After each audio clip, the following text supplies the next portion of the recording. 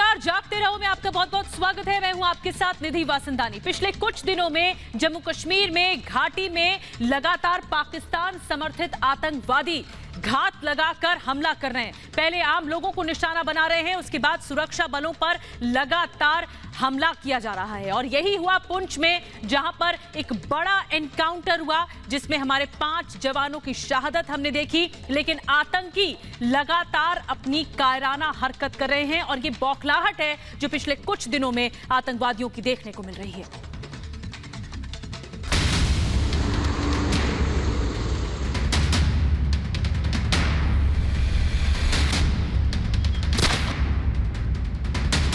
जम्मू कश्मीर में एक बार फिर शांति भंग करने की कोशिश हो रही है। सोमवार के दिन अलग अलग 3 जगहों पर आतंकियों और सुरक्षा बलों की मुठभेड़ हुई। सीमा से लगे पुंछ जिले में आतंकियों ने घात लगाकर हमला किया, जिसमें सेना को नुकसान पहुंचा। पुंछ में आतंकियों से मुठभेड़,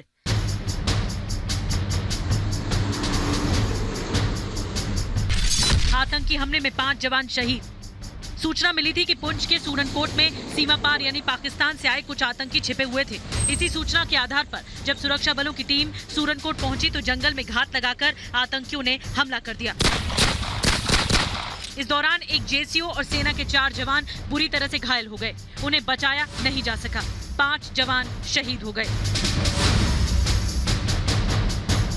ये जो आतंकी हैं ये काफ़ी ज़्यादा बड़े मात्रा में इनके पास गोला बारूद बताया जा रहा है और काफ़ी ज़्यादा ट्रेंड ये आतंकी हैं, क्योंकि आप देखिए कि जब भारतीय सेना के जवान वहां पहुंचे तो ये आतंकी आड़ लिए हुए बैठे थे और एकाएक इन्होंने सुरक्षा बलों पर 2-3 जगह से फायरिंग शुरू कर दी, जिसके बाद भारतीय सेना ने अपने 5 शूरवीर जो हैं वो खोए हैं।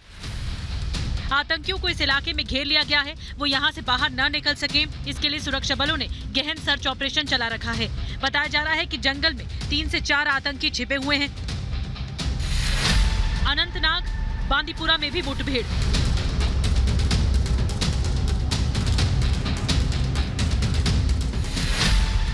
दो आतंकी ढेर। पुंछ के अलावा भी 2 और जगहों में आतंकियों से मुठभेड़ हुई। सुबह सुरक्षा बलों ने अनंतनाग और बांदीपुरा में एक-एक आतंकी को ढेर कर दिया। बांदीपुरा में जिस आतंकी को मारा गया उसका नाम इम्तियाज डार था, जो प्रतिबंधित संगठन लश्कर-ए-तैयबा से जुड़ा हुआ था। जम्मू कश्मीर में आतंकी और सुरक्षा बलों के बीच आज 4 जगह मुठभेड़ हुई। सबसे पहली मुठभेड़ बांदीपुरा में हुई, जिसमें एक आतंकी को मार गिराया गया। अनंतनाग मुठभेड़ में भी एक आतंकी मारा गया। वहीं जम्मू के पुंछ इलाके में हुई मुठभेड़ में भारतीय सेना के एक अफसर समेत 4 अन्य जवान जो हैं वो शहीद हुए। इसमें आतंकी अभी भी छिपे बैठे हैं और ऑपरेशन जारी है। शोपियां में भी आतंकियों के साथ मुठभेड़ हुई, जो अभी भी लगातार जारी है। आतंकी घटनाओं में पाकिस्तान का कनेक्शन साफ सामने है। सीमा पर संघर्ष विराम के बावजूद पाकिस्तान की ओर से घुसपैठ और आतंकी गतिविधियों की कोशिशें जारी हैं। इसी साल 25 फरवरी को संघर्ष विराम हुआ था, लेकिन पाकिस्तान अपने आतंकियों के जरिए अपनी साजिशें रच रहा है। जम्मू कश्मीर में आतंकियों के खिलाफ सेना का ऑल आउट ऑपरेशन चल रहा है। भारतीय सेना ने पूरे पुंछ में नाकेबंदी कर दी है। किसी भी आतंकी को बख्शा नहीं जाएगा, भले ही कितना छुप ले आतंकी, लेकिन उन्हें उनके अंजाम तक जरूर पहुंचाया जाएगा। Bureau report, Republic Bharat. और अभी खबर मिल रही है कि जम्मू कश्मीर के शोपियां में मुठभेड़ जारी है, एनकाउंटर जारी है और 3 से 4 आतंकियों के छिपे होने की आशंका जताई जा रही है। और जिस घर में आतंकी मौजूद थे, सुरक्षा बलों ने उसे घेर दिया है। आतंकियों वाले घर को जलाया भी गया है, ऐसी जानकारी मिल रही है। ये देखिए, तस्वीरें भी आनी शुरू हो चुकी हैं। जहां आतंकी छिपे हुए थे वहां सेना ने आग लगा दी, इस घर में आग लगा दी। यानी ये जो सेना को ऑपरेशन है आतंकियों को ऑल आउट करने का, यानी ऑपरेशन को अंजाम देने का, ये लगातार जारी है। तो एक तरफ तो एक पड़ोसी है जो सीमा पार से आतंकी भेज रहा है, तो दूसरी तरफ दूसरा पड़ोसी है जो लगातार LAC पर, लाइन ऑफ एक्चुअल कंट्रोल पर लगातार चाल चल रहा है। कल मोल्डो में जो बैठक हुई भारत और चीन के सैन्य अधिकारियों के बीच में, 13वें दौर की वार्ता, वो नाकामयाब हुई, विफल हो गई। और इसके लिए चीन लगातार भारत पर आरोप मढ़ रहा है, धमकियां दे रहा है, गीदड़ भपकी दे रहा है। तो भारत ने 2 टूक कह दिया है कि बातचीत विफल होने के लिए चीन जिम्मेदार है।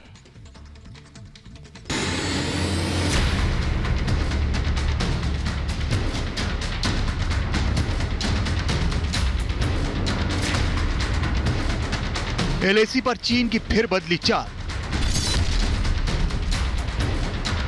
13वें दौर की वार्ता में चीन का अड़ियल रवैया।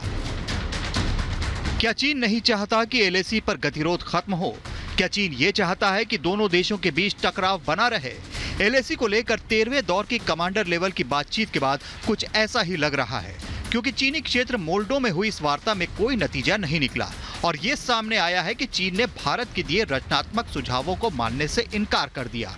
सेना के मुताबिक भारतीय पक्ष ने बताया कि एलएसी पर गतिरोध की ये स्थिति चीन की वजह से बनी है, क्योंकि चीन लगातार एलएसी पर यथास्थिति को बदलने और द्विपक्षीय समझौतों के उल्लंघन की कोशिश करता रहा है।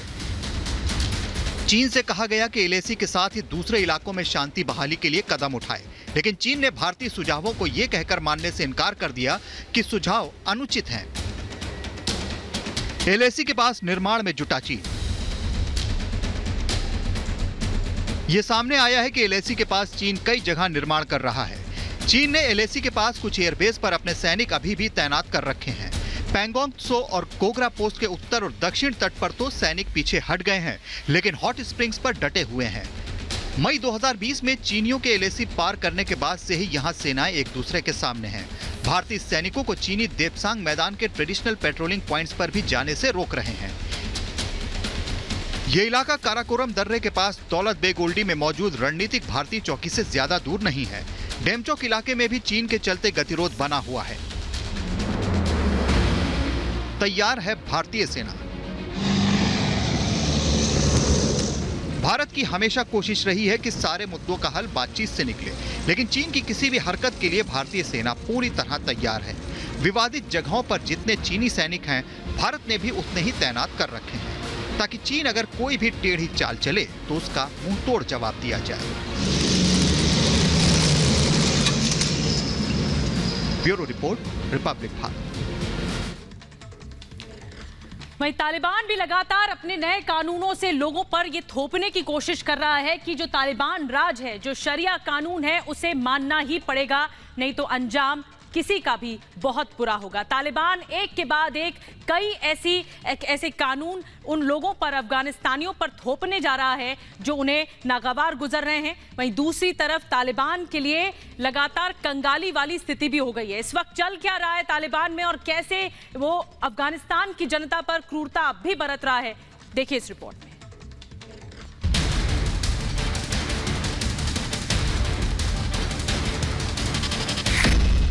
तालिबान के कदमों पर चले इमरान।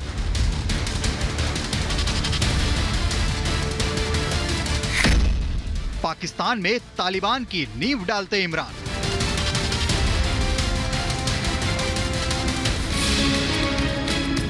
अफगानिस्तान पर तालिबान के कब्जे के बाद सबसे ज्यादा कोई खुश था तो वो थे पाकिस्तान के प्रधानमंत्री इमरान खान, जिन्होंने हथियारों के दम पर आतंक फैलाते तालिबान की शान और महानता के कसीदे पढ़ने में कोई कसर नहीं छोड़ी। तालिबान अफगानिस्तान में खून बहा रहा है और इमरान उसके लिए विश्व के हर मंच पर एक प्रवक्ता की तरह बातें कर रहे हैं। तालिबान से कितना प्रभावित है इमरान, इसका एक बड़ा सबूत अब सामने आया है। इमरान ने एक ऐसा कदम उठाया है कि ये कहा जाने लगा है कि अब पाकिस्तान में भी तालिबान की नींव डालने जा रहे हैं इमरान। क्या शिक्षा व्यवस्था बदलने जा रहे हैं इमरान?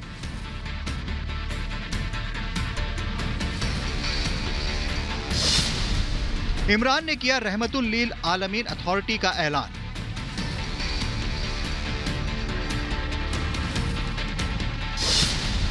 क्या पाकिस्तान में अब शरिया कानून के हिसाब से होगी शिक्षा?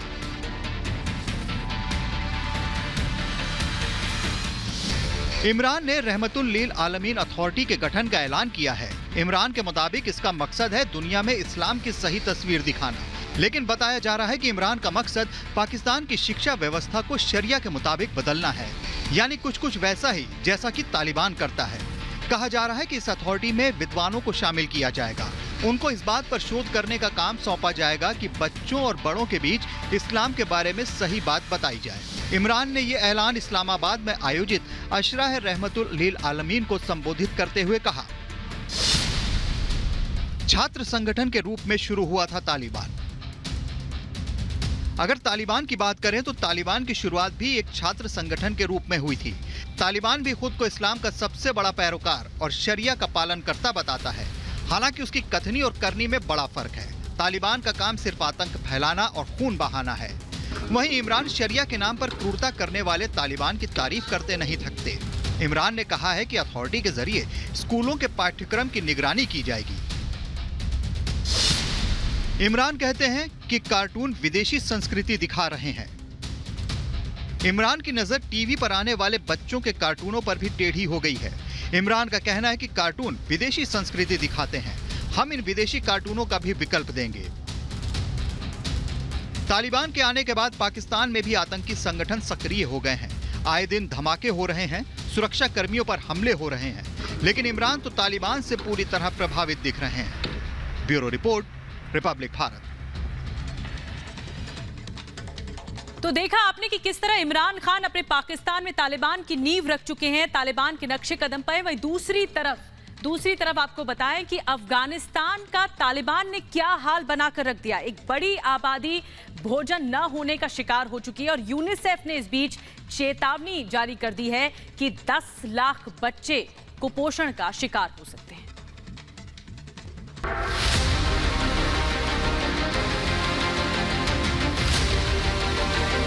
अफगानिस्तान में एक बड़ा संकट पैदा हो गया है। ये संकट है भूख का। देश में गरीबी इतनी बढ़ गई है कि लाखों लोग 2 वक्त की रोटी के मोहताज होते जा रहे हैं। इनमें सबसे बुरा हाल तो बच्चों का है। एक बड़ा खतरा अफगानिस्तान पर मंडरा रहा है। अफगानिस्तान पर भूख का खतरा। यूनिसेफ की खतरनाक चेतावनी। अफगानिस्तान में 10 लाख बच्चे कुपोषित। अफगानिस्तान पर तालिबानी आतंकियों के कब्जे के 2 महीने पूरे होने जा रहे हैं। एक तरफ अफगानिस्तान कंगाली में डूबता जा रहा है, तो दूसरी तरफ गरीबी और बच्चों में तेजी से बढ़ रहे कुपोषण का खतरा बढ़ता जा रहा है।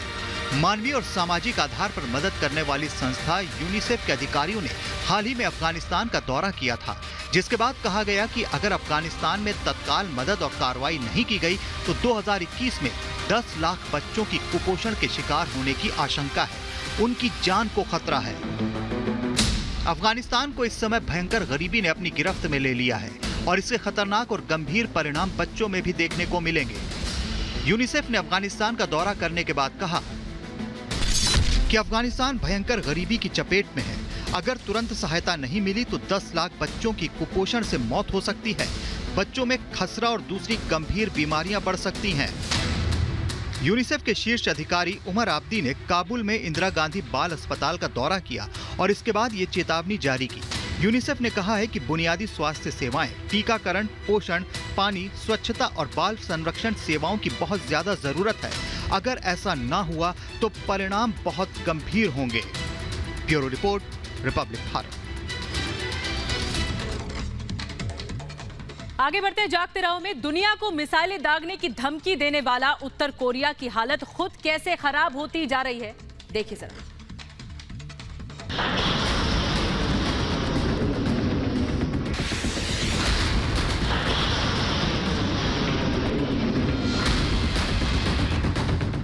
उत्तर कोरिया गंभीर संकट से गुजर रहा है। वो भले ही आए दिन बड़ी बड़ी मिसाइलों का परीक्षण कर रहा है, लेकिन उसके अपने देशवासियों की हालत दयनीय है और ये माना है खुद वहां के supreme leader Kim Jong Un ने।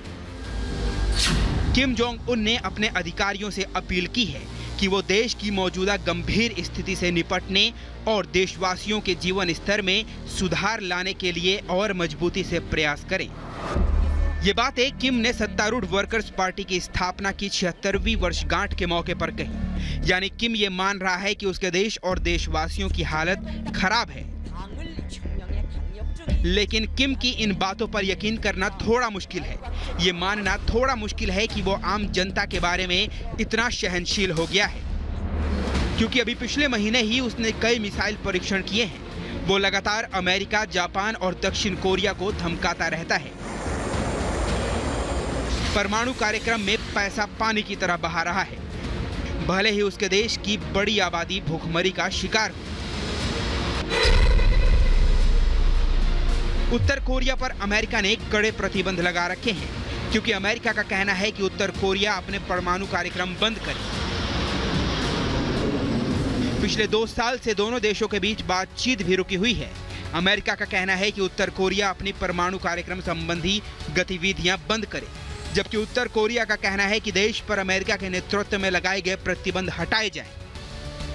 उत्तर कोरिया ने अपनी मिसाइल परीक्षण गतिविधियां हाल में बढ़ा दी हैं। हालांकि उसने दक्षिण कोरिया के सामने शर्तों के साथ शांति के कुछ प्रस्ताव रखे हैं। हालांकि ये कहा जा रहा है कि उत्तर कोरिया ने दक्षिण कोरिया पर दबाव बनाने के लिए ऐसा किया है, ताकि वो अमेरिका को आर्थिक प्रतिबंधों में ढील देने के लिए मनाए। Bureau report, Republic Bharat. और इसी के साथ जागते रहो में आज के लिए बस इतना ही, लेकिन रिपब्लिक भारत पर देश और दुनिया की बड़ी खबरें लगातार जारी हैं।